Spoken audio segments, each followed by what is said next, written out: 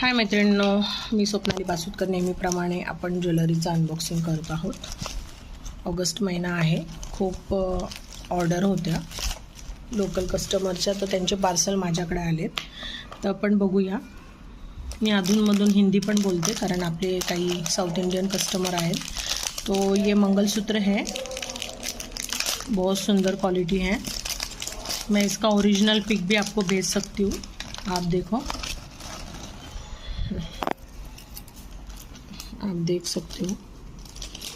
ये कुंदन है, डायमंड नहीं है, लेकिन क्वालिटी बहुत सुंदर है. हाँ, ये चेन देख सकते हैं आप, एकदम गोल्ड जैसा चेन है. और ये देखिए आप इसके कान के, तो ये इसको मैच होता है फ्लावर को. ठीक है, तो आप ऐसे सुंदर मंगलसूत्र के लिए मेरे पास ऑर्डर दे सकते हैं. So thank you.